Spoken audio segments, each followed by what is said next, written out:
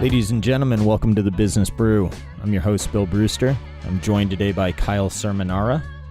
As a reminder, nothing in this podcast is investment advice. This is not an invitation or solicitation to buy or sell any securities. The information in this podcast is opinion-based. You should assume it's biased. I got connected with Kyle from my man Mike Mitchell. Mike Mitchell was featured in episode 1, and Mike is pretty public about owning shares in some of Kyle's companies. I own some shares in some of the entities mentioned, and I will commit to not selling them for at least a year after this airs.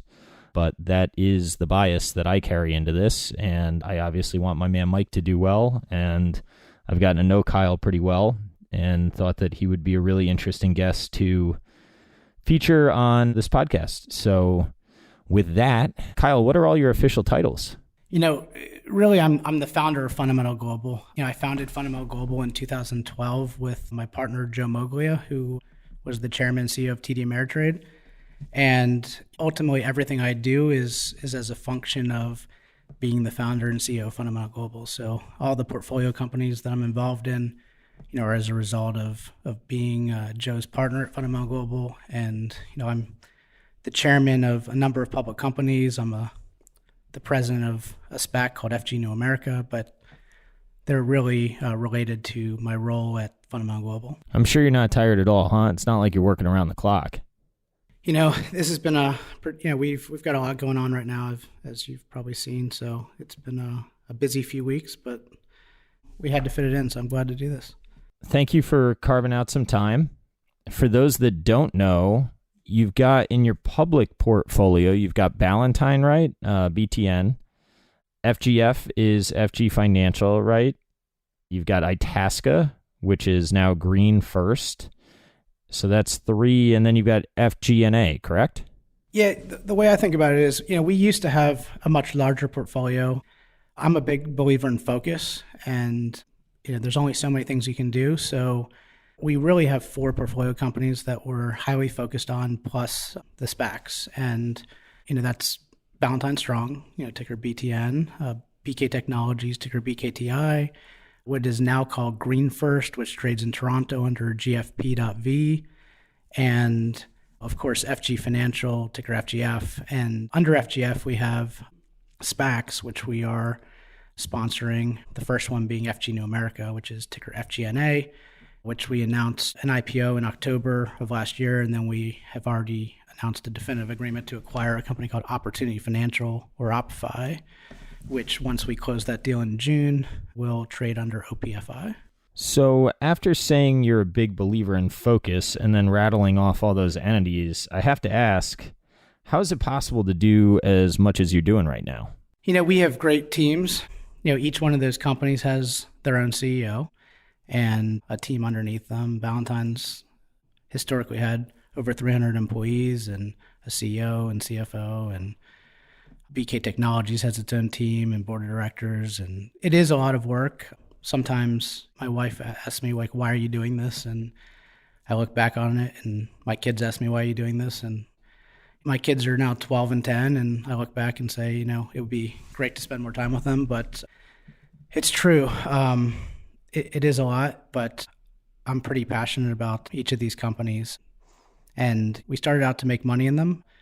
These aren't the only ones that we had. We had more of them, and we made some significant investments. We had a company back in 2015 that we started in 2012, 2013 called Magnatech, which traded on the NASDAQ under MAG. I joined the board. We bought the stock when it was $10, $11, $12 per share. I joined the board, and ultimately we hired Goldman Sachs and sold the company to a company called Columbus McKinnon for $50 of cash. Same with a company called Iteris. I joined the board in 2017, and the stock went from $1.80 to $7, and I resigned from the board a year later, and we sold the company for an enormous gain. So with each of these, we get involved and we try and improve them and make money, and then, ideally move on. Sometimes it takes a year, sometimes it takes 3, 4, 5 or more years, but the goal is not to stick around for an eternity. It's to make money and improve the situation and then ideally have shareholders be in a better place. It doesn't always happen that way. I think you learn a lot along the way. So we certainly had a very favorable outcome with Magnatech and Iteris and GreenFirst. And with some of the others, it's taken a little bit longer to have a favorable outcome, but we'll get there. Can you go through a little bit of the background on GreenFirst? Because that's kind of interesting to research, where you sort of ended up with, I don't want to say sort of, right? Because that implies it's happenstance. But you found yourself with a pile of cash at the right time and worked hard to get a deal in front of you and created a fair amount of value if the market's remotely correct on the bid today. Out of thin air there, right? It was the right setup at the right time. Yeah, so GreenFirst is a long story, and I'm happy to share it briefly. The company was originally called Cobex Capital. My partner, Larry Sweats, found it when he was the CEO of Kingsway, and he actually went activist on it. It was a pile of cash. They had, they were making investments inside of it, and the former board, and he went activist on it. We eventually convinced them to liquidate it, and Kingsway owned at the time 15% of it, and I thought it was an interesting company, so we at Ballantine Strong took a 15% stake as well. So, between Ballantine Strong and Kingsway, we each owned 15%, and the company tendered to buy 85% of the company. So, and Kingsway agreed not to tender their shares. So, with Kingsway agreeing not to tender, you essentially had a company that was going to, at the very minimum, have a few $1 million of cash. And with Ballantine Strong buying shares, our board looked at it and said, well, we can either tender or not tender. We'll make the decision when the tender comes. So the company had significant, about $30-40 million of NOLs, net operating loss carryforwards inside of it in Canada. We thought those might be valuable. We had some Canadian operations. It obviously had some cash, and we had a strategic view on it. We thought we'd see how things settled out as the tender came through. Larry and I called, a bunch of the shareholders and said, consider sticking around. This is what we'd like to do with the company. And we had a list of the shareholders. We called probably 100 shareholders over a period of time. And a bunch of them decided to stick around. And we were thankful for that. So some of them tendered, some of them stuck around.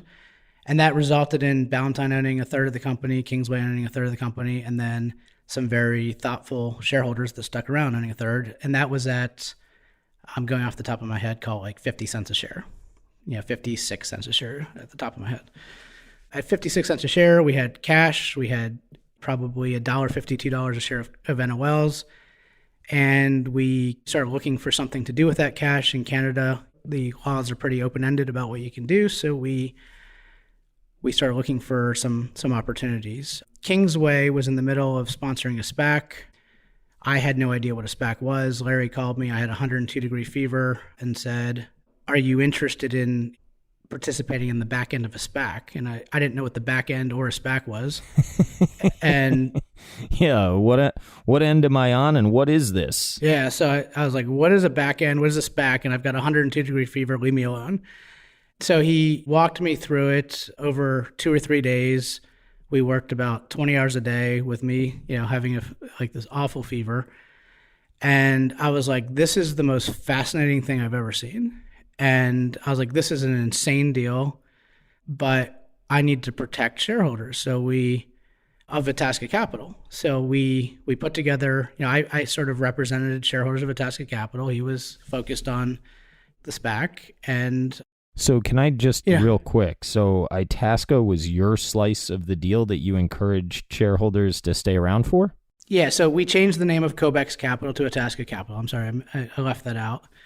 Cobex was the name of the public company that eventually changed into Itasca Capital. Itasca was just the name of the town that Larry lived in Illinois, outside of Chicago. But it also has two meanings. It's the name of the town that he lived in, but it's also a symbolic meaning, which is sort of like a well of, if you Google like Itasca, it has a interesting sort of like endless flow of water into the Mississippi River. The word Itasca is meant to be this lake, Itasca Lake, I believe. that flows in. It's supposed to be the source of the Mississippi River water. So basically this never-ending flow of water that flows into the Mississippi River that ultimately flows down into the Gulf of Mexico. So if you think about it like symbolically, it's like a never-ending pool of capital that flows into the Mississippi River, right? So, that was sort of the concept of Itasca Capital, the word Itasca. I didn't come up with it. I won't take credit for it. That was Larry's idea. It was already named Itasca Capital. That was Larry's idea. And the word Itasca has always been sort of his idea. But anyway, we decided to do the transaction inside of Itasca. We had a favorable outcome. It was ultimately Limbach. The way the deal was structured was that, to simplify it, Itasca Capital shareholders received a 12% payment in kind or PIK preferred, plus about 43% of the upside of the SPAC sponsors. So it was a pretty favorable structure. And with that, we ended up making about 50% on that investment in about a 2 or 3 year period. And we dividend that out to shareholders right after the investment was liquidated in, about 2 or 3 years later. And then we were left with $10 or $11 million of cash. And we used some of the NOLs on that. And fast forward to February, March of 2020, once that was liquidated, we said, well, what do we do with this cash now? And we were under some pressure from shareholders to liquidate the company. So we were Is this how Mike found you? When did Mike find you? When you were distributing the initial distribution back to shareholders, or once you were under pressure to liquidate? No, so the pressure from shareholders started to come when people were saying, you should liquidate this company. All right, it was trading at like 45 cents. And everyone's saying, we want our money back. And we're like, okay, well, we're happy to give it back because we own a lot of it. Larry at the time, so during that time, Larry left Kingsway, which is a long story in itself. And Kingsway still owned a large stake. And I wanted to help clean that up with Kingsway. So I saw the opportunity to buy shares. Fundamental Global bought Kingsway shares for 30 cents per share. There's a press release that if you Google Fundamental Global and Itasca Capital, you'll see that we bought the shares in Canada. So why did Kingsway sell at such a discount, right? Because it was 40 and what did you say? It was like 46 cents and now you're buying it at 30. Is it just that they wanted the liquidity? I don't remember the exact price of on that date, but maybe it was trading for 40 and we were trading, we were sort of cleaning up the affairs and it was a very illiquid stock and we ended up, yeah. So they wanted the block out, right? So if you sell the block and it's a liquid, you're going to take a discount. Okay. And it was a small investment for them, a few $1 million. I think it was like $1 million that we paid for it, right? At that price. So it's in the press release. I don't remember the exact amounts.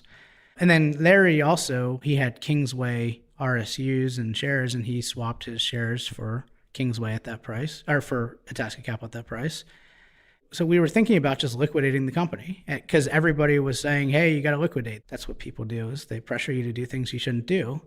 So we thought about it. We did a thorough analysis of liquidation because that's what we do, is we do thoughtful things. We evaluate every single thing we should potentially do.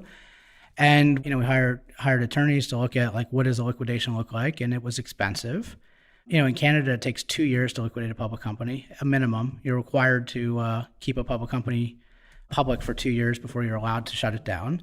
So shareholders weren't going to get all their capital back for 2 years. It was going to cost us millions of dollars to pay attorneys to do this. We only had 10 million, so we're going to pay millions of it out to attorneys. And by the time shareholders got their money back, it would be a lot less. We were the biggest shareholders, so we're like, okay, so we're going to go pay attorneys so that people that want us to, quote, liquidate the company can be happy that we did. And we're like, we're the largest shareholders. We think that this is a bad idea. So before we liquidated it, we said, let's just at least see if there's any interesting opportunities. And then this is literally the week before COVID hits. We're thinking about liquidating it. And everyone's like, oh, you should liquidate it. And we said, oh, look, we totally agree. We should evaluate that. Let's consider it. So we considered it. And then COVID hits. And it was like, oh, thank goodness we have $10 million in cash. So we called up our friends at Fairfax Financial, and Paul Rivette had just left in February. Larry had developed a wonderful relationship with Paul over the years, and He had retired from Fairfax after 19 years as their president, and was looking, he had just bought the Toronto newspaper, which is sort of like the prominent newspaper in Canada, and was looking for some other things to do. And he had a interesting thesis on lumber and had this sawmill was ready to buy it under LOI, letter of intent. So we said, well, would you do it inside of our cash shell in Canada? And he's like, absolutely. Let me take a look at it. So we ended up doing it inside of that. He and his partner, Rick Domain, ended up investing $5 million into the company. And with the thesis, if you read sort of the documents that was put out publicly, that this would be a platform for future acquisitions. Like, that won't be the last one. That was a acquisition that we made that this will be a platform for timber acquisitions, and very focused timber acquisitions. That's why we changed the name to Green First Forest Products. That acquisition was made, by my calculations, at less than 10 cents on the dollar. If you look at the price of lumber, it basically tanked in April of 2020 because people thought the world was ending. And now we're in the middle of like one of the greatest building booms in history. And the price of lumber, you can't find lumber anywhere except for on our acreage where we have lots of it. And the price has gone through the roof, and that asset is worth like tremendously more than we paid for it. And we have some other really interesting opportunities now that we will likely pursue inside of that vehicle. Yeah. Sorry. I'm just thinking through, like, how do you think through when you're dealing in a commodity type business? I mean, right now we're sort of looking at a lumber spike. How do you think through what normalized lumber price is versus how much of this is sort of a temporary shock because of COVID? It seems like a very, very funky time to plan what might happen to commodity prices. So how do you think about that? There's a futures curve. It's not that long, but there's a futures curve. And in addition to that, you have to go out and say, what does our earnings look like if the price of lumber declines by a certain percentage and normalizes? And we've done that. So we don't assume that prices stay high forever. In fact, we always forecast declining lumber prices because that's prudent. In every transaction we would look at as an acquisition, we would assume prices decline, but the numbers make sense with prices down 40, 50% from here. Right? The numbers make sense with numbers down a lot more than that. So you don't have to, this is just all bonus right now. You don't have to have the numbers at this level to sustain. Like, we didn't expect prices to go to this high. If they stay this high for some period of time, that's great. They don't have to. This is just nice. But even if they decline by half, it's still amazing. The asset is amazing with the prices down 50% from here. So why was it shut down when you got it? Those are long stories I'd rather not go too much into sort of the history and the details of like why we took an asset. That people sell assets for all kinds of reasons. And we were very fortunate to get it at a period of time when others were less fortunate. I'm happy that we were able to buy the asset and sort of take it on at a time when others were looking to monetize it. So yeah, that's the optionality of cash, right? Yep. So I think, if I'm listening to this, I would think, how the heck did this guy get where he got? So do you want to go through a little bit of your background? Sure. Yeah. So, I really don't like to talk about myself, but I'll give you like sort of the quick 2 minutes, and you can ask me questions and I'll try not to answer them. That sounds good. Yeah. But I was an aspiring tennis player growing up. Thought I'd play professional tennis, met my wife in college. We're still together. She's the best wife in the world because she puts up with me working till 2 a.m. every night and weekends. And I met her and she's like, look, like, we went to college in the 1990s when it was very similar to today, where basically you could buy any stock and it went up. So I thought I was like the best stock picker in the world, as many people do right now, because like literally you could just buy anything and it just went up 100% the next day. So I got really interested in stock picking in like 95, 96, 97, 98, 99, like when I was in college. And Ameritrade and E-Trade and Scottrade and all the online brokers were just starting accounts. And I decided to go into your traditional investment banking program. So I did that. And, if anyone's in an investment banking program right now, I feel so terrible for you because it's like the most miserable job in the world, but you learn 50 years worth of stuff in like 10 months. And then you gain like 30 pounds and you feel like you're going to die every day. And it's awful. It's like I don't know why, to the point that was made, I think, in the Wall Street Journal this week. Like, I don't know why people have to work 100 hours a week or 110 hours or 80 hours or whatever it is.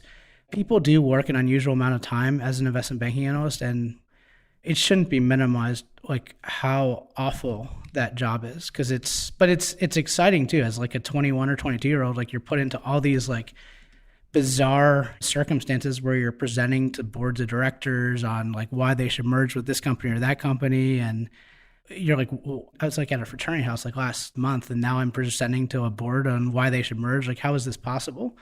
So it's it's a very interesting dilemma. But then at the same time, you're in the copy room, like printing stuff at like 2 a.m. It's like, it's such a strange, I don't know why it is, but that's just the history of Wall Street. And that's how investment banking works.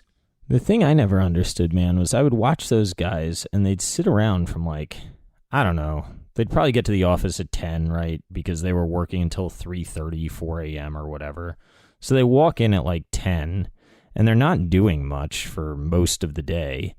And then, I don't know, 4 or 5 o'clock rolls around and I guess it's time to get staffed on something. So it's a lot of sitting around to hurry up later. That would be frustrating if you were living life. Well, I was an investment banking analyst pre-TSA. So we would print the pitch books and then drive them to the airport, park our car like at the curb, and sprint through like security without like TSA to go give it to people that were getting to go on the give it airplane? to someone who was like sitting there waiting to board a plane with your car sitting at the curb like with blinkers on. And it was just like, what am I doing with my life? Like, how did this happen? Right? So I remember like Father's Day 2000 or 2001. It was like Sunday, and I'm like out to lunch with my dad. My managing director calls me. He's like, I need you to come in. And my dad's like, you can go and do this, but this is the last time. And I guess like 21 years later, I'm still doing it. But yeah, it's different though. You're doing it for you this time. So I go, and a couple months later, I interview with T. Rowe Price, which was literally right across the street from Legg Mason. There was an amazing opportunity to work for a woman named Anna Dopkin, who was the director of research. She ran the financial services team back then at T. Rowe Price, and she was former Goldman, had come to move from New York to Baltimore to run the financial services team at T. Rowe Price, and she knew what I was going through, having been at Goldman, and she's like, "Come work with me, and I promise you'll leave at 10 every night." And so I went to work for her. She was an amazing mentor, and she was promoted to director of research like a few months after I joined, and I was like 22 or 23 years old. And typically at T. Rowe, every analyst there is Wharton, Harvard, or Stanford, MBA, and I was a 22, 23-year-old undergrad. And Anna's like, Kyle can do this job, give it to him. And she sort of made the pitch that like I should take over much of her responsibilities as like. What do you think she saw in you to give you that kind of responsibility that young? I don't know, but I'm glad she did. I remember sort of late 1990s, sort of watching CNBC and trading stocks and watching like the T. Rowe Price portfolio managers on TV, thinking like, wow. And then her giving me these responsibilities, and then going into the T. Rowe Price had what was called the Monday morning meeting from 8:30 in the morning to like 12:30. And now I'm going into the Monday morning meetings, like pitching like these large cap stocks to the same people I saw, I was watching on CNBC. And I'm like, what am I doing? I'm like 23 and I'm pitching these huge cap stocks to them. And this is crazy. So it's like an amazing place to grow up and learn research. Like T. Rowe Price has an amazing research culture. They do amazing research. You learn, you have all the resources in the world. You have anything you need. You spend tremendous amounts of time, great resources. And I learned from some of the best people, like at a very young age, like how to do some of the best research. So, and it's like great, deep, fundamental research. Like T. Rowe Price sort of like prides themselves on great fundamental research, deep, long-term, 3 to 5 year thesis. And so what does that look like for somebody that doesn't know? You're talking to a lot of industry experts, getting on a plane, going to talk to management teams, etc. Yeah, so everything's sort of sector by subsector, right? So my first subsector, and this is an interesting story, was the business development company. So when I was an investment banker at Legg Mason, I had banked telecommunications companies. So I come over to T. Rowe Price and they give me the business development companies. At the time, there were only 4 publicly traded business development companies: Allied Capital, American Capital Strategies, MCG Capital, and Gladstone Capital. And Allied Capital has now become famous because there's a book about it, which I'm a character in, called Fooling Some of the People All the Time, written by David Einhorn. And the book is really interesting, but before we get to the book, I'm given the sector and I spend 10 months researching these 4 companies, interviewing the management teams, going through their Qs and Ks, going back 10 years, writing like a 50-page research report on them, putting together a 40-page presentation. And ultimately, it sort of culminates in the Monday morning meeting where I have to give like this big pitch to everybody on like what we should do with each of these 4 stocks. Should we buy them? Should we hold them? Should we sell them? And I was like, we should sell Allied Capital. And that was extremely controversial because Allied was, a stock that we had owned for a long time.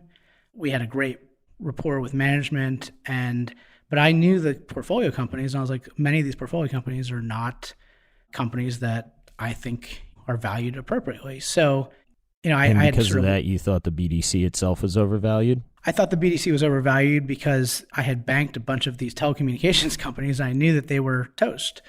So I was young. People didn't necessarily agree with me.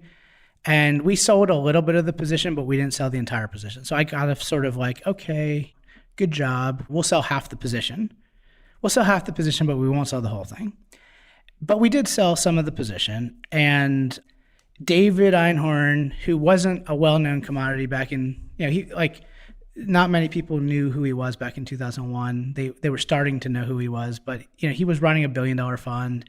He wasn't who he was during the financial crisis or now. Fast forward to the Ira Sohn conference, which is a pretty famous investment conference in New York, where hedge fund managers get together and present their best ideas. If you Google Ira Sohn conference, Allied Capital, Greenlight Capital, David Einhorn, you'll see that there's a very young David Einhorn wearing a goofy tie, sort of presenting Allied Capital as a short, and he sort of laid out the thesis that I put in this presentation a year earlier to T. Rowe Price. And the stock, he becomes instantly famous on this pitch. The stock falls 40% the next day. The portfolio managers run to my office at T. Rowe Price and say, what do we do? What do we do? I'm like, I told you about this. I told you to sell a while ago. I told you to sell. Like, why are you panicking today? Like, I told you about this like 6 months ago. So I was like, what? They're like, well, what do we do? I'm like, you buy. And they're like, what do you mean? I'm like, well, I told you that this was going to happen and it's now factored in. So we went to the trading desk at T. Rowe, and the cost to borrow as a short had become very expensive. It was actually 20% to borrow the stock. The company paid a dividend, and the dividend yield had jumped to 20% that day. So basically, if you bought the stock and the stock went down 40%, you were break even, right? As long as they paid the dividend and you locked in that cost to borrow. So T. Rowe Price back then had didn't lend out their shares. So I think we made a decision to lend out our shares, earn the 20%, receive the 20% dividend, and ultimately the stock we bought back the shares that we had sold. A month or two later, I went to the Allied Capital Investor Day, not knowing, what would follow. So I show up at the Investor Day. I'm met by the management team of Allied, and they say, would you like to sit with the CEO of Allied? And I said, well, is David Einhorn here? And they said, he is. And I'm like, I want to sit with David. So they sit me down between David Einhorn and Dan Loeb. I had no idea who either of them was, that either of them would become who they are. So Dan Loeb and David Einhorn are at this. This is August of 2002. And we sit there debating Ally Capital. I'm like, I totally agree with you guys. So they're going well, what about this? What about this? I'm like, no, you're totally right. And they're like, what? And I'm like, no, you're totally right. I'm like, but have you looked at this? And have you looked at this? And have you looked at this? And there was a couple of investments. The ones that they were pointing out were very undervalued, but there were a couple that were very overvalued. But I was like, there's 3 or 4 investments that are very undervalued.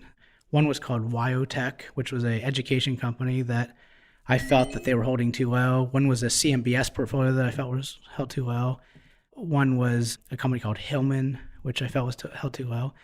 And ultimately, David gave me his card. We stayed in touch. Ultimately, they ended up selling all 3 of those things over the next 2 years or so. And the stock went up probably, I don't know, from that day, maybe 80%. We received the dividends, we received the borrow, and made good money. We sold the stock.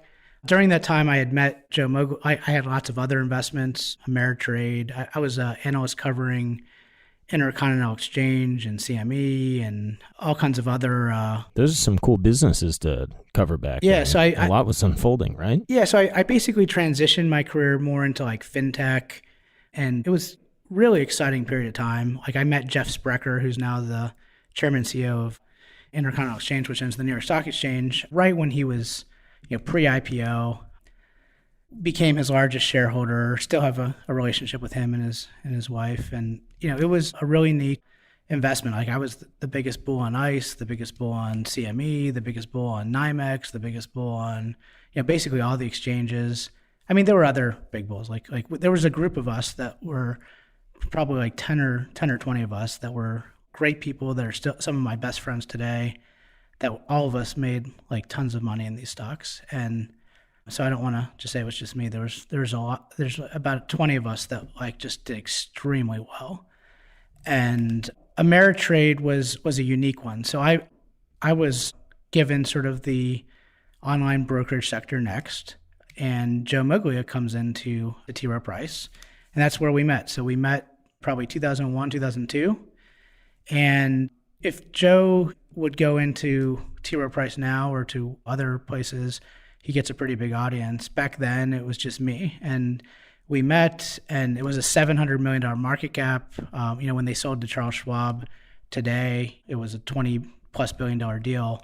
Back then, it was a $700 million market cap, and they had $23 billion of assets. When they sold to Schwab, it was trillions of dollars of assets. So, I met with him. I believed in the story. We became the largest shareholder. And over the next couple of years, I got really interested in the idea of consolidating the online brokerage industry. I felt that there were tremendous benefits. They had done about 3 or 4 acquisitions. They bought Daytech, they bought National Discount Brokers. But TD Bank in 2004 was really focused on the idea of doing something with TD Waterhouse. They'd been speaking on their conference calls, and I kept bugging Joe regularly about saying, you really need to do something with TD Waterhouse. They keep talking about this on conference calls. And he's like, well, if you feel so strongly, talk to my board. So I eventually wrote a letter to Ameritrade's board and said, I'd like to talk to you. They got back to me and said, you can talk to us in the next board meeting. And then one day I get a phone call that says, hey, you're speaking you're speaking on Thursday. This was a Tuesday. And I didn't have a board presentation or anything ready. So I spent the next 48 hours putting together a presentation, and all of a sudden I'm in the boardroom presenting to the Ameritrade board on why they should merge with TD Waterhouse in February of 2005. And a couple months later they did, and the stock, which was trading during that presentation at 9 or 10, opens at $25 a share. Gets halted at 14 and goes up to 20, 25. They pay a $6 dividend on a $10 stock, right? So a brilliant combination, basically transforms Ameritrade into basically looking a lot like Charles Schwab. And they went on to do many more acquisitions, and it was just a amazing transaction. So I get a phone call from what is now Point72, but back then was called SAC. I had really looked up to Steve Cohen, and I was promoted to run what was called the Institutional Large Cap Growth Strategy at T. Rowe Price with a guy named Rob Sharps, who's now the president and chief investment officer of T. Rowe Price. So Rob and I started running that strategy together. He was the lead, and I was his number two. And Steve recruited me and went up to Greenwich, Connecticut, and spent some time with Steve at his house and had lunch at his house. There's menus that say like "Welcome, Kyle Cerminara," and really? Sitting in a room of Picassos. Like I think there was like $2 or $3 billion of Picassos in the room, and it's a good way to wine and dine somebody. Yeah.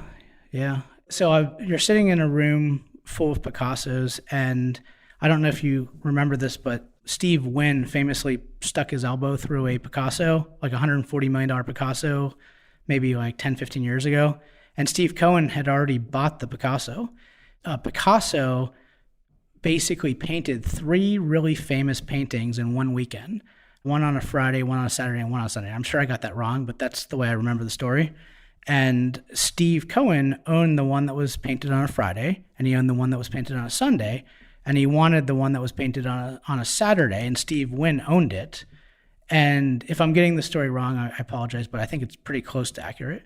And he paid like something like $140 million for it. Maybe it's 120, whatever, but it's close to like $140 million.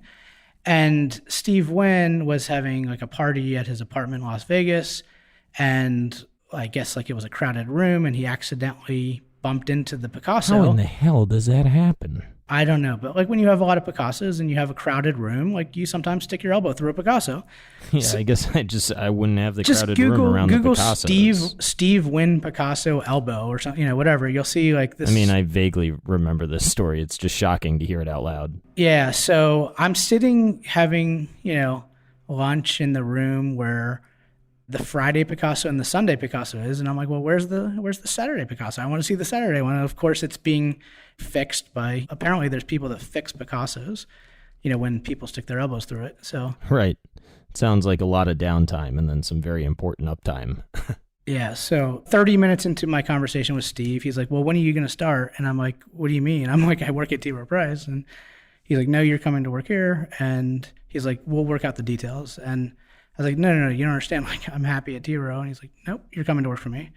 So sure enough, like 2 weeks later, I worked for Steve, and we worked out the details. And working for Steve was one of the greatest periods of my life. I learned more in that 4-year period than What years were these, just to frame it a little bit? So I worked for Steve 2007, 2008, 2009. And then 11 and 12. So I took a little sabbatical. So I left and then came back. And I worked for him during the financial crisis. I sat back to back with him, literally like 3 elbow to elbow with him during the financial crisis. And he's one of the most brilliant minds ever to live. And I know that he takes some personal heat right now, but it's not, I personally think, that just comes with the territory, but it's probably not justified. I learned so much from him. I'm grateful to him for the time I spent there.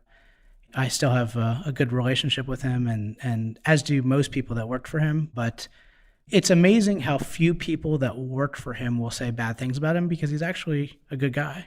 He's tough. He works harder than anyone that I've ever worked with. He is a around-the-clock guy. He's got an amazing memory. If you took Steve and put him on an island with a Bloomberg and no information besides charts, he would turn $1 million into $1 billion. Like, he is that really good. Yeah, he doesn't need information. People think he needs information. He is so good. He is that good. And how do you even? I don't even know how you would articulate what that good means. But like, why? What is it that he sees in? Why did you use charts, for instance, when you were telling that story? Is he that technically driven? I would say I wouldn't want to talk for him, but he's very technically driven. So well, yeah. He uses fundamentals and technicals. You said that he would have a Bloomberg in your hypotheticals. Yeah. So it's not as if he's not doing any fundamental research. I just thought it was interesting that you mentioned charts. Yeah, well, so the Bloomberg actually is more technical than fundamental. Yeah. He uses a lot of technicals in Bloomberg. So he is really good with technicals, but he's also amazing at seeing news and knowing what to do with it better than anyone. So like if you see a headline, all of us will say, well, what does this mean? Yeah. Steve doesn't say, what does this mean? I mean, he does, but he knows what it means. He knows exactly what to do better than anyone. And then if it doesn't do what he thought it was going to do, he corrects quickly. He's so good, and he's the best. Like, I think he's the best ever. And I think that he's been, I think one of the things that, and this is something that maybe I need to learn, and partly why I'm speaking today, is that I think that I've focused so much time on doing rather than communicating. Like, there's some people that promote and there's some people that do. And sometimes promoting results in like favorable outcomes for stock prices, whereas doing might result in favorable outcomes for things that you're trying to do. It doesn't always, like you can't always like have great outcomes just because you do, because like sometimes there's bad luck, sometimes there's just bad circumstances. Some people spend like almost all their time promoting, and I spend very little bit of my time promoting. And I've really learned that like people want to hear what you're doing. I think Steve spent like almost no time communicating with people for a long time. It's amazing to me that he now has a Twitter account. Now that went away for a month because people attacked him, but now he's back. And I think communicating is really, like, I found it's actually much more important than I realized. And I guess I was blind to that. But, communicating is, much more important than I realized. And people want to know what you're doing and need to, so that's why I've sort of asked the question of like, what are the best ways to communicate and how would you like to hear? And you started the question of, who are you? How should I refer to you? Like, are you? And I said, well, I'm the founder and CEO of Fundamental Global, and we have portfolio companies. And I have multiple audiences, right? Like, I've got Fundamental Global. Fundamental Global has some limited partners. We used to own a wealth management company called Capital Wealth Advisors. We actually have divested of that now. I no longer have any interest in Capital Wealth Advisors. We grew it from nothing to $2 billion, almost $2 billion of assets under management. I'm no longer involved. I'm no longer the chief investment officer. Sort of back to the focus thing. Like, I used to have to be responsible for communicating with those several thousand clients. I no longer need to. Fundamental Global has some limited partners. Directionally, we're going in the direction of, for the people that own the 4 positions I mentioned, we don't charge them fees anymore. They're basically Joe Moglia, his family, me, my family, and some very close friends and family. So it's just like, I want to make them money. I don't really want to charge them fees. So I'm going to interject real quick, just so you know my thoughts, even though who cares what I have to say, but I'm going to say it. So, I mean, as somebody that probably over communicates, I would argue part of what I'm doing is communication, at least. And what I'm trying to do is sort of intertwined, right? I think it's hard to watch what Buffett has built and not at least understand some of the game that he was playing through his communications, right? And some of that, I think, like, one of the things that I admire about him from a business perspective is I think he threaded the needle really well between being, I mean, I don't want to say promotional, but if you watch the annual meetings and how he went about his business, it's impossible to not think that his communication has something to do with his deal flow, right? And he was carefully crafting an image that he thought would not only benefit him, but also his stakeholders. And I think that sort of what we're doing, or, what I'm doing, is my version of something similar. And I guess that where I draw the distinction is I think that there are some people that I look at and I say, okay, well, judging from what I think I know from the outside, which is obviously limited, is that method of promotion something that I'm comfortable with? And a lot of the times when I see promotion in finance, I get uncomfortable. But fundamentally, I think that there's a benefit to communication that I guess I would just say that there's a gray area. I try to toe the line towards, I have a soft spot in my heart for retail and individual investors, right? I'm self-taught. I didn't go through a training hedge fund, a training program at a hedge fund or anything like that.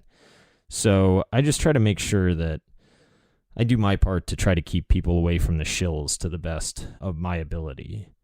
But, I don't know. I do err on the side of, I'm basically trying to start a media thing here. I don't know how that all ends up, but to argue that communication isn't core to that strategy would be pretty flawed reasoning.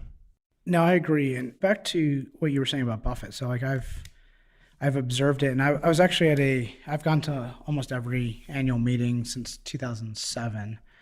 And I look back on one that I went to maybe 3 or 4 years ago. I was sitting there, and Warren and Charlie were saying something about how they were talking about their first 5 years and how they were running around and they were doing deals and they were buying beaten down companies inside of Berkshire, and they were just exhausted and tired, and they sort of had this view of like, let's just buy high quality companies with great management teams and let them do all the work instead of doing these like big turnarounds inside of it. And I was sitting there like, oh my gosh, like they're talking to me. Like, did they say that? And I was just like, yeah, like that would be easier. I'm like, because I'm working way too hard and everyone's just like criticizing me. And I'm like, don't they know what I'm going through? Like how miserable this is? And I'm like, I'd much rather be spending time with my family and my kids. I could just walk away, but I feel like I have an obligation to just finish this. And it's just like, all right, well, people can be kind of cruel, but like when you're in the middle of trying to turn something around, it's easy to be like, oh, you should just go and communicate. But it's just like, oh my gosh, like when? It's like, yeah. I was in the office till 2 a.m. last night. I worked every weekend for the last 5 years. Like, when would you like me to do this? Yeah. So it's just like, it's a lot. And what I realized is like the reason they were able to do it so successfully is because they basically decided to make their lives easier by buying things that just sort of are on autopilot and then spending all their time communicating, right? Yeah. They basically became communicators. And Yeah, and I think that they also, at least from my perspective, did a pretty good job at framing when they were open to communicate and when they were closed. So it wasn't something that there was any expectation, at least from the minority shareholders, that you would hear much from them until the Ks and Qs dropped and then the annual meeting. And then I'm sure for the deal flow, they were fully open, but for ideas and stuff like that, they were always open. Well, you say that, but they're also regularly on TV. Like, not now. Yeah, that's fair. Yeah. Yeah, it's interesting. The only word that I can think of is like metagame, but I don't know that that's the right way to frame it or even that I want to say it that way. But I do talk to some people that I know that are pretty good at media. And there's like, look, what I'll tell you is it's really powerful to have people that are rooting for me to do well. And it's powerful to have people that say, like, thank you for doing this podcast. Here's how I can help you in certain ways, right?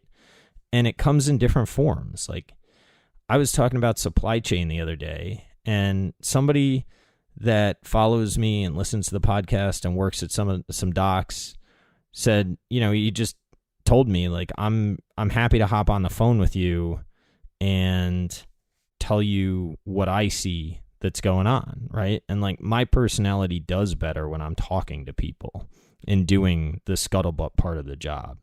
And this method of communication has so much scale to it that it facilitates inbounds that as long as like people are thoughtful, I'll give anybody the time, right? And it's been really nice to hear from people, and what I get like personally out of it is a lot of people are like, dude, thank you for doing this because I'm learning a lot from it. I wouldn't know what to do if it wasn't between this and this other show that I do that's called Value After Hours.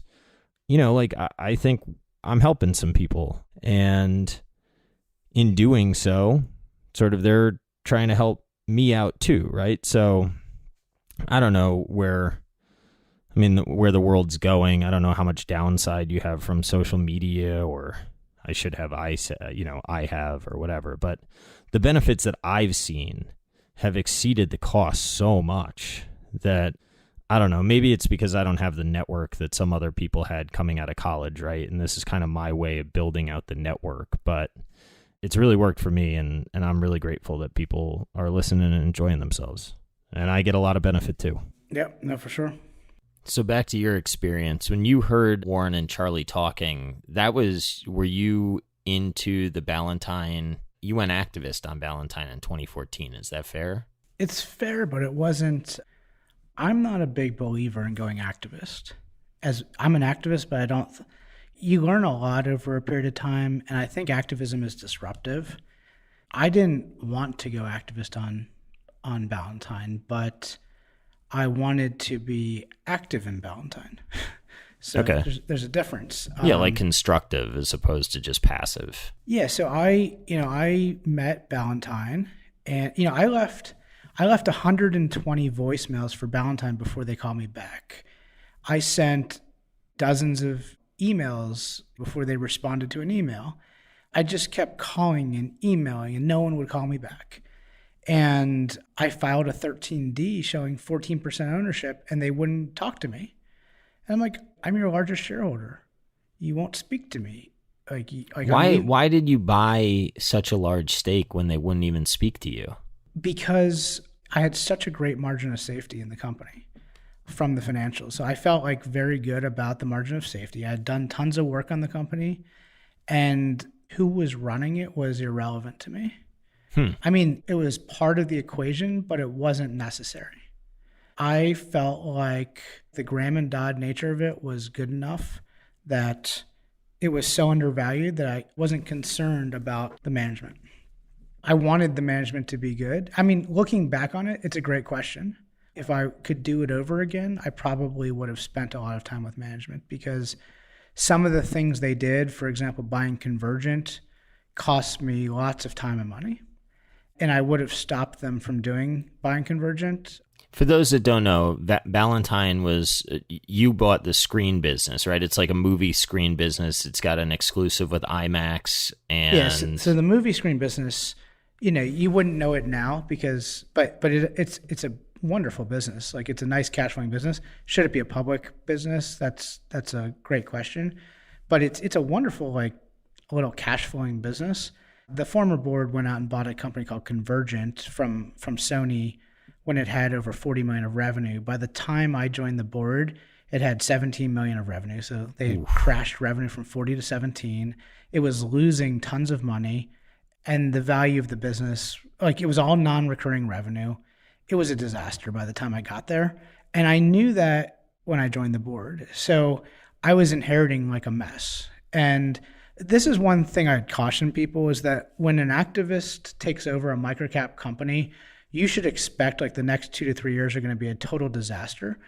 Like, if that activist is good and knows what they're doing, because they're basically going to take over like the sins of the past. The sins of the past are bad management teams don't write off bad inventory. Bad management teams don't write off bad accounts receivable. Bad management teams don't make the tough decisions to do things that they need to do. People criticize me for doing the things that are the right decisions. Like, I've done we made the right decisions, and that's why we were able to sell Convergent for 23 million, because we made the right decisions. We made things that were valuable. Along the way, people are like, "Oh, you're destroying the company." It's like, "Oh wait, then why did we sell Convergent for 23 million then?" Would I have loved for COVID not to have hit our cinema business? Yes. But our cinema business was extremely valuable prior to COVID. I mean, like, very, very valuable. And Ballantine Strong announced prior to COVID, I think it was, I don't know, maybe a year before COVID, that we were contemplating strategic alternatives for all three businesses. We had three businesses: Strong Entertainment, Convergent, and Strong Outdoor. And then we also had some strategic investments: Green First, which was called Itasca Capital; FGF, which was called 1347 Property Insurance Holdings. And Strong Outdoor was a sign business, right, on the top of taxi cabs, more or less? Taxi and Uber. Yeah, exactly. Yeah. Taxis and Ubers. And there's a story behind each of those. But if you starting with Ballantine Strong. Ballantine Strong was a company that was in the cinema industry for close to 100 years. And that cinema business has evolved over a long period of time. When I got there, it's the number one manufacturer of movie screens in North America.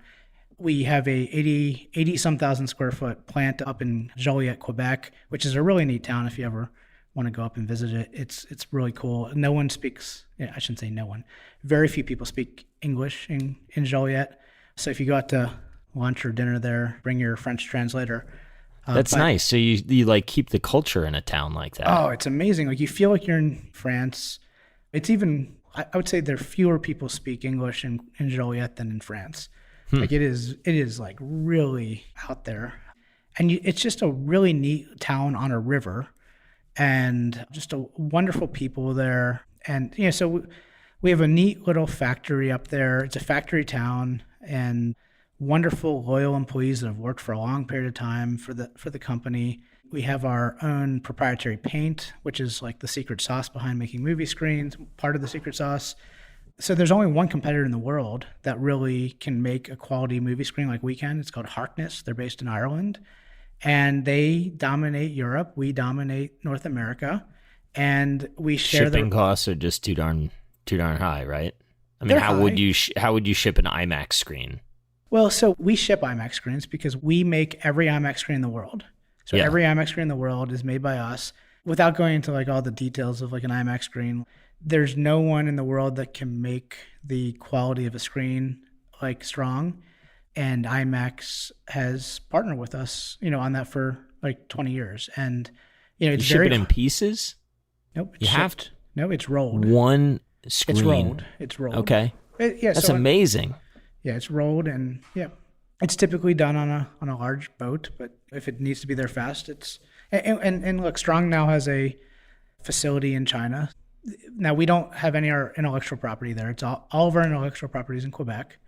But, it's a wonderful business where we make very good money. But it's not like a massive growth business. Like there's opportunities to grow. We can grow into Europe. We can grow. But cash flow is nice. So that's why we have Green First, right? Like we had all this cash and it's like, well, what do we do? So we made a $2 or $3 million investment in Itasca Capital, which became Green First, and that $2 or $3 million investment is now worth $17 million. Like, shame on us. Sorry. The former board took that money and bought Convergent. That was their mistake. They used a lot of that cash to buy Convergent. By the time I got here, they kind of destroyed Convergent, and I had to fix it and then sell it. But it took us a while to fix it, so that was tough. We also had a business called Strong Outdoor, which was a business that spun out of Convergent. And we basically had some digital signs that we were using in Convergent. And we decided to build a business, putting those digital signs on top of taxis.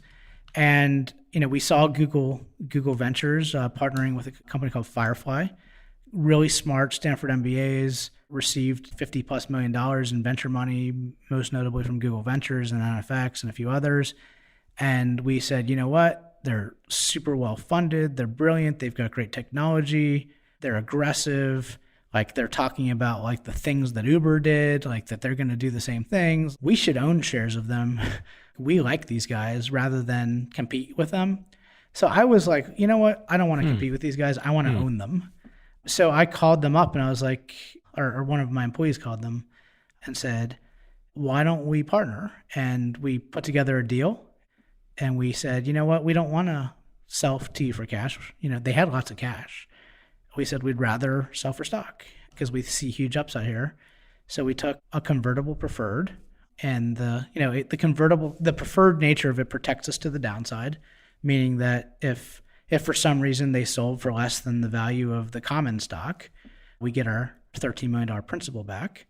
But we can convert into common stock to the upside. So we have downside protection in the preferred. We have upside, where we can convert into common at the value of the common at the most recent round. So we like that. And, it's a typical venture deal. And it's got the risks of a venture deal. It's got the upside of a venture deal as well.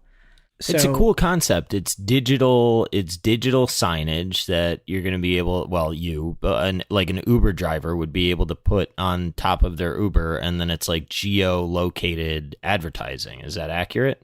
Yeah, so think of it this way, and this is how I got really excited about it, was think about a company that's got a couple thousand screens globally in major cities. New York City is the best city in the world for digital out-of-home advertising, but they're in New York and San Francisco, LA, I don't remember all the cities, but it's like Dallas and Vegas and Miami and wherever, right? Chicago. And Metcalfe's law is the value of a network is the square of its nodes. It's why eBay is valuable and other online auctions are not. It's why the Chicago Mercantile Exchange is valuable and why other platforms are not. It's why, all right, so Metcalfe's law is like when you add nodes to a network, it becomes valuable. Visa and MasterCard are valuable because when you have a Visa, you can use it in anywhere in the world. When you have a Discover card, or Discover is valuable, but not as valuable as Visa, right? Because you can't use your Discover card. And Diners Club International is less valuable than Visa because when you go, were you one of the early ones to figure this out with the exchanges?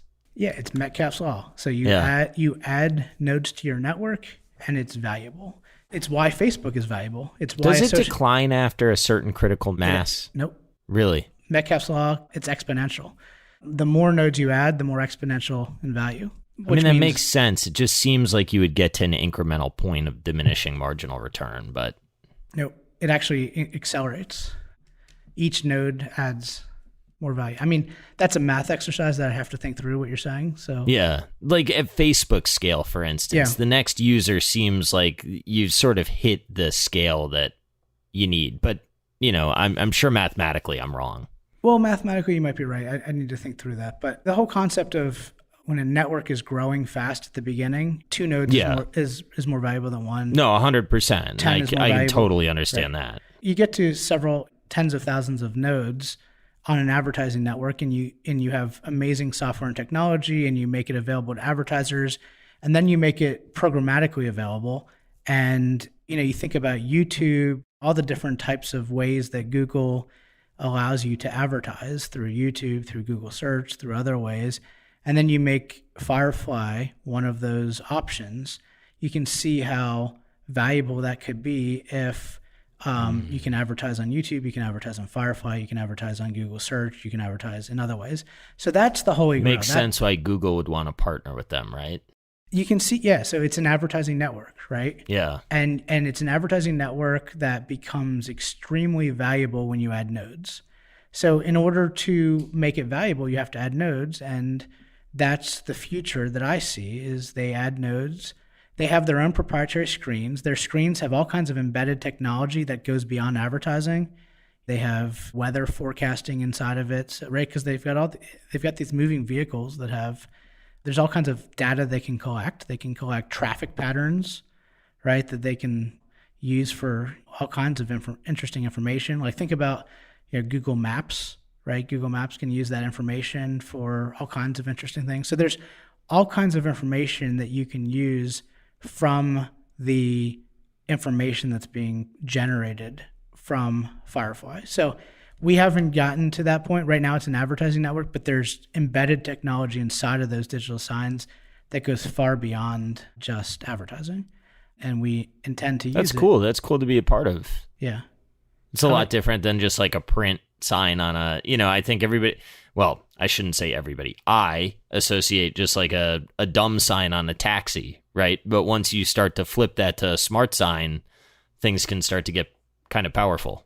Exactly. And I was on the board of a company called Iteris, and they do some of the stuff, with smart cities. And I think smart cities are really an interesting future. So the whole Internet of Things, this is a neat play. So that's cool.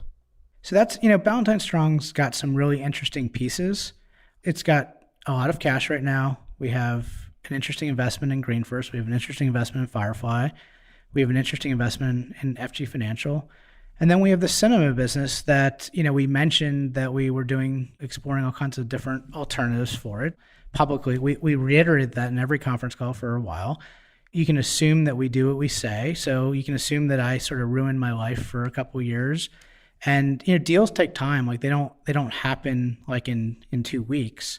It's so funny, like watching people on Twitter, like bossing, CEOs around, acting like you can put like an M&A transaction together tomorrow. Like these things take time and finding the right partner. And you can assume that we know how to do this stuff and we tried to, and that there were lots of interesting deals that probably almost got done and then COVID hit, right? And so yeah, I wouldn't want to say that a deal was almost done, but COVID hit, right? So it hit. What do you want? Things will come back. And they're already starting to. Google IMAX CEO forecast for the cinema industry, he's already like extremely bullish. We had the biggest Chinese New Year. But look, I'm not obsessively focused on like what the cinema industry does. I'm focused on building value for each of these companies long term. One of the things I realized is that people really want to have a focused bet on each of these companies. So the nice thing about having multiple public companies is that we can have one play in each. People have said, well, why don't you merge all of them together? It's like, well, people don't want that, right? Like and then you'd have to do the trackers. Then you'd be like a Malone. Yeah, and we thought about that. But like, look, Malone does trackers because he's huge, right? And we've looked at doing trackers and it's complicated and expensive. And then, so when you look at doing trackers, you spend money on legal fees. There's only like 1 or 2 attorneys in the world that know how to do trackers. And it's like, they're expensive and they're all, retiring. And they all work for Malone. They all work for Malone and expensive. And at some point you say, you know what? It's like, okay, so we're spending money on attorneys. Like, let's focus on like, actually, it's a better idea to just make each of these companies bigger, right? So we've talked about it's expensive to liquidate a company. Companies need to be bigger to justify their existence. So I think a focused strategy in each of these public companies makes sense, which is why Green First is focused on timber. BK Technologies is a really interesting focus on public safety and technology. BK used to be called Realm Wireless. It was a mess when we got there. I mean, when I say mess, I'm underestimating it. Like, it was a mess. We spent years cleaning it up. We changed the name to BK. We created a holding company. We cleaned up inventory. We brought in a whole new technology team. We've reinvented all the products. It is awesome now. Like, what we've done with the company, I'm so proud of it. I mean, the things we did for that company, like, they're so underappreciated. And it's painful to like watch people talk about, oh, you're such a deadbeat, or like, it's just like, are you kidding me? Like, do you know like what we've done for some of these companies, what they were in? And quite frankly, maybe like people. Well, so here's a devil's advocate real quick. Do you think it would be a fair criticism to say that maybe you underestimated the size of the headache that you were incurring when you made some of these acquisitions? Oh, for sure. So Magnatech, it was extremely well managed, amazing management team, amazing business, amazing cash flow, and we caught the secular tailwind, right? So management team was awesome. Everything sort of like went our way, and the business was improving, and we had a stalking horse buyer, and it's like, wow, that was it. But you know what? There were scary moments there too. It all looks so good from the outside, but I lost lots of sleep on Magnatech on the inside too, right? So there were days where I was like, whoa, this is scary. I mean, it sold July 27th, 2015, my birthday. And a couple weeks before that, I was like, oh, this is terrible. Like, I mean, that deal fell apart many times. Everything. How much of your net worth was in it? Just, you don't have to say like exactly. I'm just trying to get a sense of your sleepless nights and how like tied your family was to it. It was like 10, 15%. So, yeah. I mean, it wasn't like... It's a good amount. You don't want it to just like shit the bed. To me, it was just a very critical investment, and I wanted to see it do well. Like, regardless of how much of my net worth was in it, I wanted it to do well. Like, I had lots of other people's money in it too, and I wanted them to do well. Like, I had my parents' money in it. I had my family's money in it. I had friends. I want those people to do well too. Like, it's not just me. Sometimes I lose more sleep over like my friends' money than mine, right? It's not just about my money, it's about my friend's money. If I lose money for my friend, I'm like more upset than if I lost my own money. I mean, my wife gets mad about that, but so no, that I understand. Like, I was asking about how I can personally take the pain. I can personally take the pain better than my friends can. Like, it's like when you lose money for a friend, it's like, oh. When you lose money for yourself, it's like, whatever, I'll deal. Yeah. I was only asking about how much because I've only been close to one friend that's run his own sale process, and he had bet everything twice. And watching him on the second one, it was an oil E&P company. Man, I'll tell you what, it was right before the oil crashed, and he was going to flip to a public company, and he was going to be locked up. And he was like losing sleep like crazy. He was just like, I don't want stock. I want cash. I want my employees to have cash. Like, I do not want to get locked up.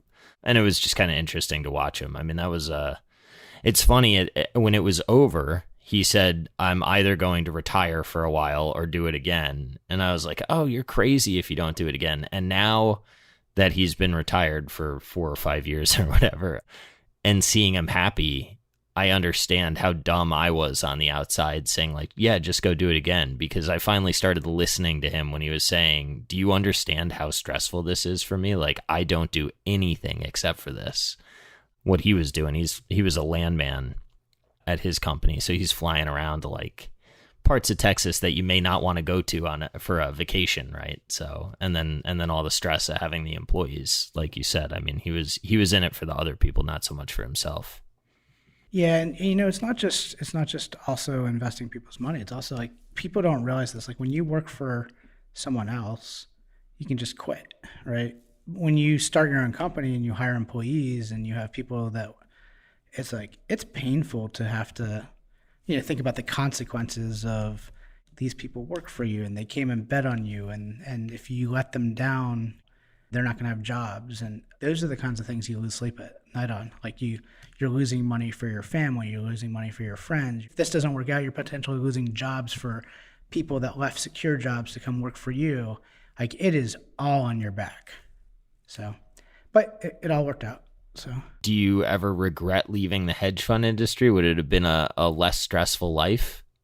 No, like I'm doing what I want to do. Like I would, my wife always pushes me and says like, why don't you just manage your own money and not do this? And, like I think you've mentioned Mike Mitchell once or twice, and, he seems to have like the most ideal life.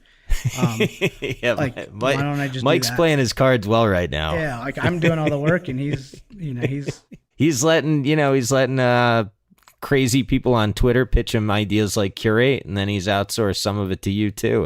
He's doing it smarter. He's working smarter, not harder. That's probably what I should do, but for some reason, like I have, and Mike's super talented and smart guy, and I met him a few years ago and like him a lot, and he reached out to me and asked me about Itasca Capital a few years ago because it was trading actually it was not even Itasca Capital, it was PIH, and it was trading at a discount, and we started talking, and it sounds like he's made some money on some of these stocks. So what's going on with this insurance company you got that had to relocate to Florida?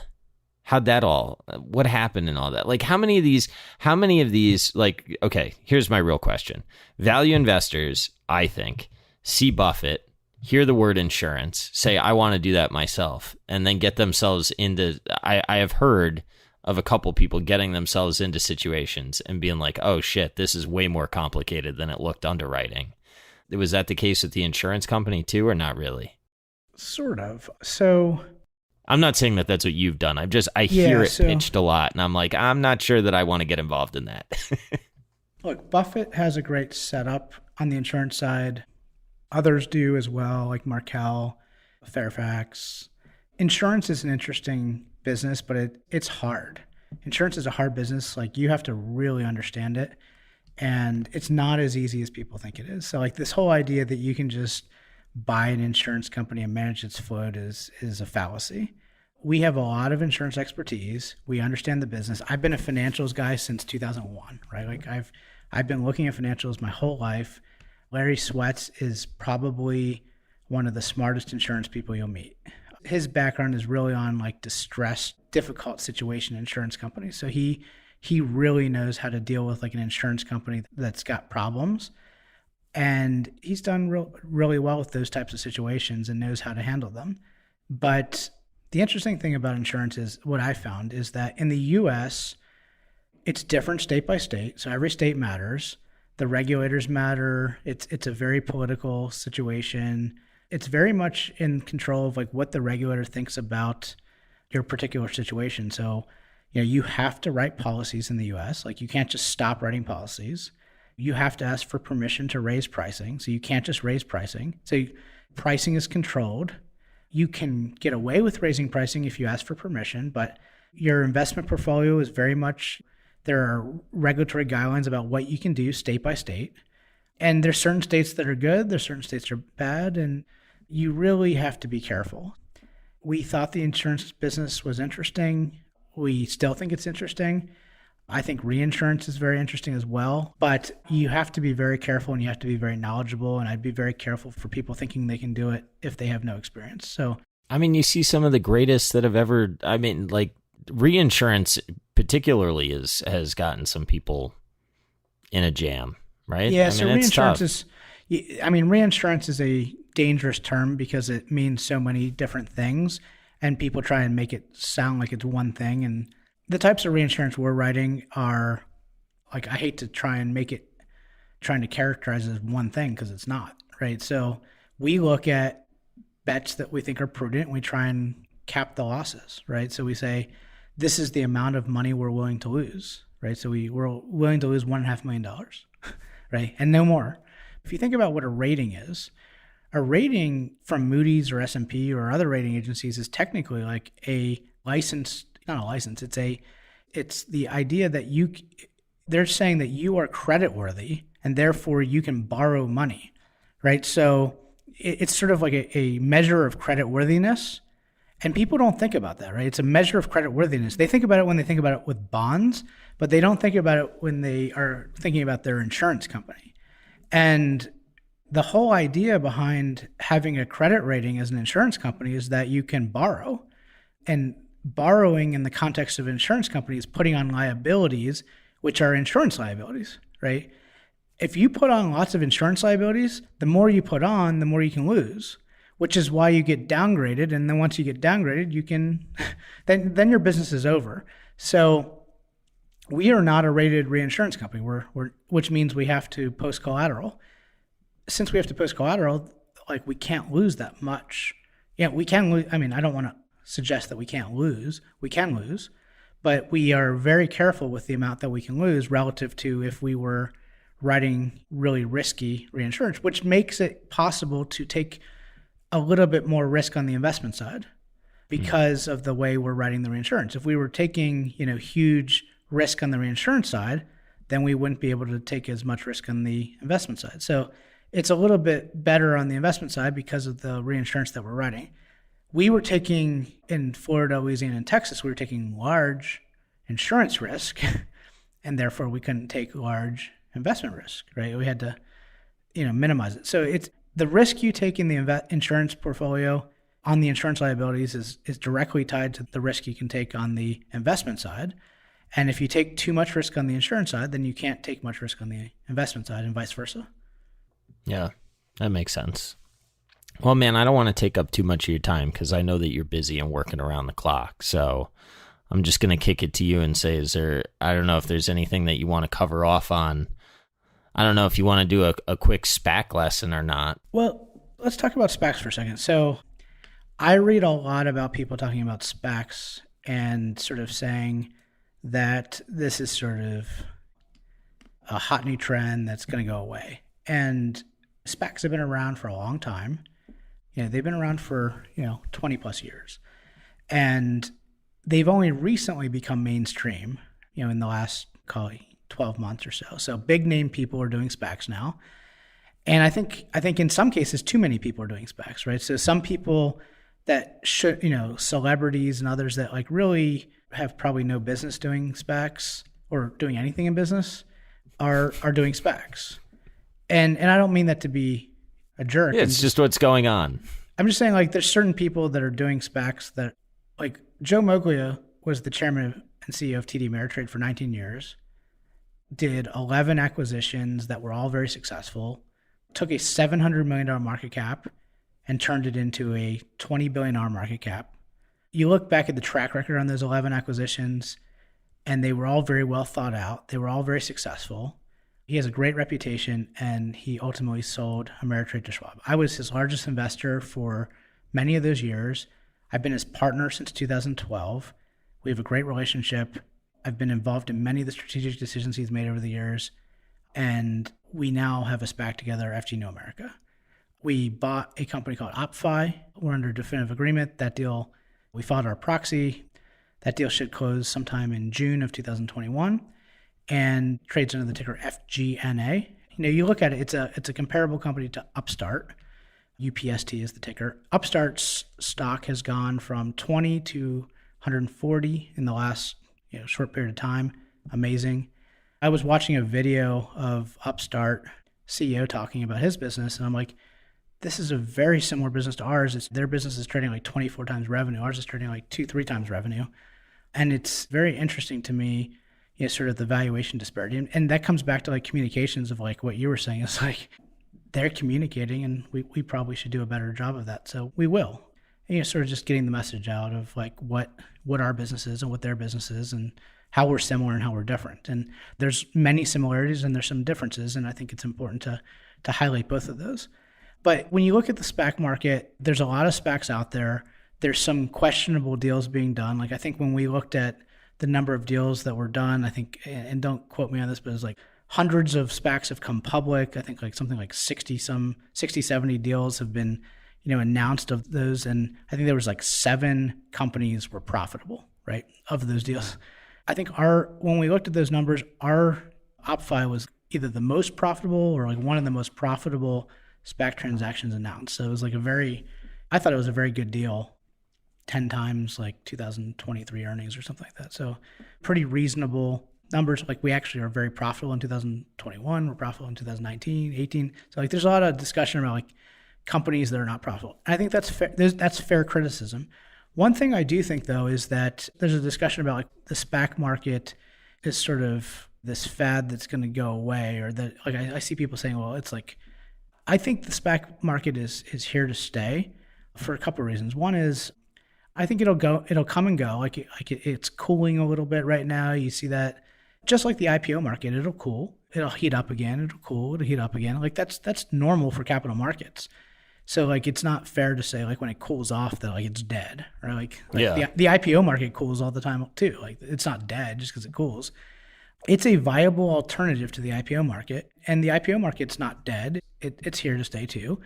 But companies that are considering going public have to evaluate, should we go the traditional way or should we go the SPAC way? And there's benefits to both. One's not better than the other. It depends on the circumstances for each. So there's cash costs, much more cash costs potentially with going the IPO route. There's constraints with going on the IPO route that don't exist with the SPAC route. With SPACs, like there's things that you can do, like give forward projections, that some better disclosures, different structuring that you can do with a SPAC that you can't do with an IPO. There's things with the IPO that you can do that you can't do with the SPAC. So like there's benefits of both. What would be a benefit of an IPO that you couldn't do with a SPAC? With an IPO, the company is basically marketing itself immediately, whereas with a SPAC, if you're a company looking to go public, you're basically not negotiating an M&A transaction with a SPAC, right? So you're just basically saying like, we're on our own, we're going to go public, and we're not going to deal with sort of like the confusion around founder shares and warrants and so on. We're just going to have a nice clean IPO and be public. With a SPAC, there's sort of the whole period of time where you're closing a transaction where there's some confusion. And I think that some of that's the opportunity, right? So there is a period of time where you market the SPAC and you explain the deal, but if you don't do a great job with that communications process, it creates sort of a valuation gap between the IPO and the SPAC. Like in the IPO because the IPO market, can do the whole road show and really like drum up interest, and it's very, very mechanized, right? You've got investment bankers that are driving the process. And then the sell side's launching, sort of their sell side reports on the IPO, like right afterwards, and initiating coverage. That will happen with the SPAC too, but there's positives and negatives to both. But the sell side's not going to get ramped up unless there's like M&A opportunities, right? For the SPAC. Like for instance, you take a SPAC public, the sell side's not like incented in the same way to initiate coverage and get all amped up about that entity. Is that fair, or am I too cynical there? It's a good question, and I think it's probably fair. I do think that you do have sell side coverage on both sides. So like I think that there is I hate to sound like I believe the laws actually exist, but I do think that there is a pretty decent separation, and that research analysts do cover what they want to these days, and they put their, like at the bigger firms, like the ratings are the ratings. And if you look at Upstart, for example, like some of the analysts that rolled out coverage from the big banks came out with hold ratings, and they didn't pump the stock, for example. So, I think that there is some reason, like people were putting, but they got it wrong, right? Like they put $50 targets and the stock's at 140. So they probably would have been better off putting buy ratings. As someone that's like really been in the center of that, like of Wall Street for a while, do you defer when you see a share price rocket like that? Do you defer to the market, or does your gut say maybe things are a little bit too heated here? Right? Because you read a lot about like, oh, unprofitable companies and they're everybody's buying them. But there's another side of that where unprofitable could be investing through the income statement for the future, right? So it's not quite as easy as people might like to say. So I started my career at T. Rowe Price where I understand. So I've had the benefit of 3 different firms that are 3 different strategies. And I understand why stocks trade the way they trade. Like I understand why Tesla trades the way Tesla trades. And I think FinTwit is universally too negative on things like Tesla and all the things that are sort of the go-go like stocks of the technology stocks. I think FinTwit's unnecessary. Now there's things that have no revenue that are trading at multi-billion-dollar valuations. I totally understand why people don't like those. But there are companies that are technology companies that have real revenue that are legitimate. Like I was bullish on Amazon in 98 and people thought I was insane. And I was like, okay, I think I'm insane. And I was bullish on Tesla like years ago. Yes, Mike Mitchell. I was like, people are way too negative on Tesla. This is like 2 years ago. I mentioned this to him. I was like, I want to say something controversial to you and I don't want you to think that I'm a jerk. I was like, I actually like Tesla. And he's like, I don't think you're a jerk. And I'm like, okay. I was like, but I think Tesla could be a good investment. And this is like 2 years ago. And I felt bad saying it. But on the other hand, I understand. Why did you feel bad saying it? Because everybody was so negative everyone about hated it. Yeah. I was like, I think people are way too negative on this. I was like, it's like Elon Musk is like brilliant. And I had already owned 2 Teslas myself. And I was like, this is like an iPhone. This isn't they are pretty cool cars. This is like an amazing vehicle. But look, it's now at this valuation, I have no idea. He he messes around with the SEC sometimes, right? So it's like some of it's in how you deliver the message. And then the other side of it's like, that guy's a genius. It's changing the world. And I'm a guy in a room. So who am I? Right. Yeah.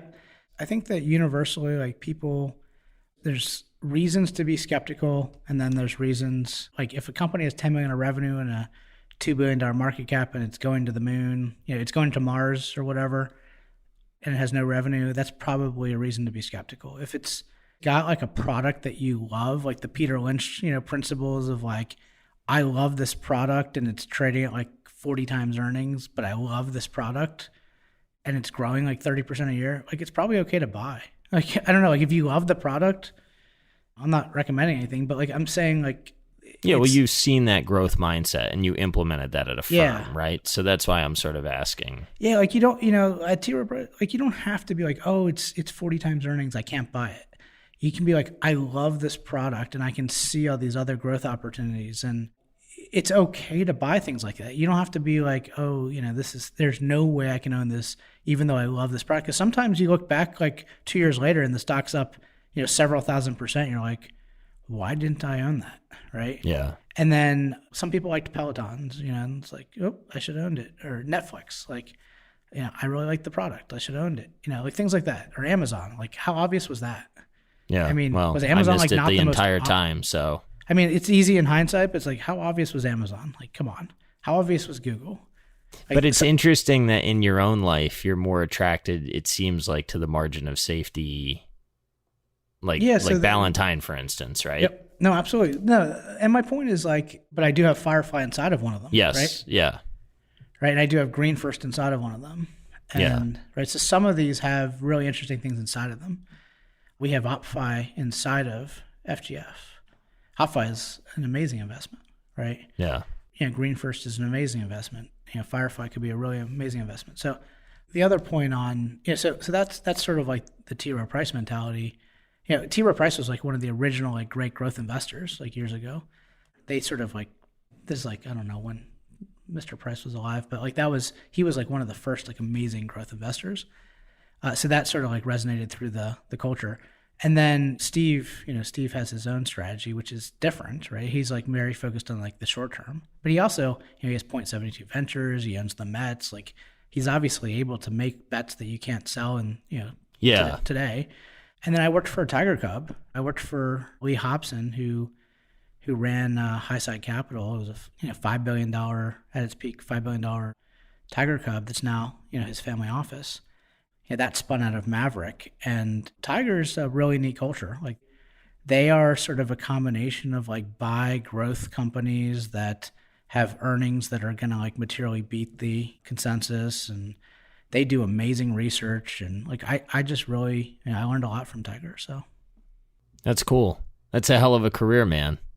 Now the transition of your operating companies is complete, and you can put your own cherry on top of yours. And maybe end up at your house a little bit more often. Hopefully. Living that Mike Mitchell life. Hopefully. In closing, I do have one question.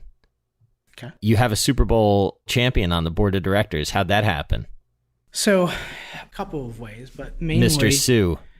Yeah, so my partner, Joe Muglia, who I've talked about a little bit already, who was the chairman of TD Ameritrade, chairman and CEO of TD Ameritrade.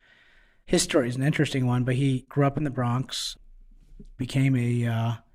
very interested in football, was a football coach first, and then went to Merrill Lynch and sort of rose to the top of Merrill Lynch. But after going to Ameritrade and was the CEO of Ameritrade, sort of had this real strong interest in going back into football coaching. So Ameritrade is based in Omaha, Nebraska, and Ndamukong Suh played for the University of Nebraska as a undergrad. And Joe, when he moved from CEO to chairman of Ameritrade in 2008, decided to go back into coaching football. And his first football coaching job out of Ameritrade was at University of Nebraska when Sue was there. And he developed a great relationship with Sue.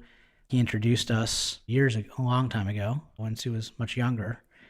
And we've developed a great relationship. So I have the distinction of being, Ballantine Strong is the distinction of being, if you Google Ballantine Strong, Warren Buffett, Ndamukong Suh, you'll see that we are one of the only public companies in history that's had Warren Buffett quoted in their press release. So when Ndamukong Suh joined our board, we asked Warren Buffett to be quoted in it because we thought it might be controversial. Because Ndamukong's actually he's actually a really successful business person. And people are like, oh, you're putting him on because he's a football player. Like, no, we're putting him on because he's a smart business person. And the fact that he plays football, I could really care less about. I wanted a board full of great business people. And he is an extraordinary business person, much more accomplished than most. We knew that he has a great relationship with Warren Buffett. Warren's a big University of Nebraska football fan. So we asked, and he was also, at the time he was playing for the Miami Dolphins, and Stephen Ross, who owns the Miami Dolphins, we asked him to be quoted in the press release, sort of supporting it.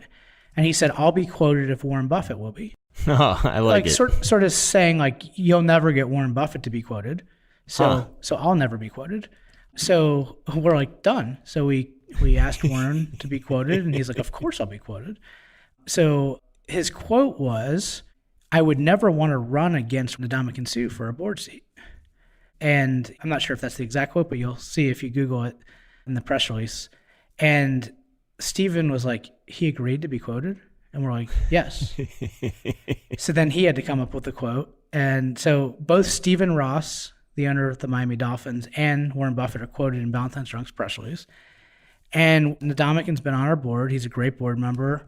And since then, I've gone to a football game with Warren Buffett to watch Ndamukong Suh and with Todd Combs and with others, and sat in Sue's box with his family. That's cool.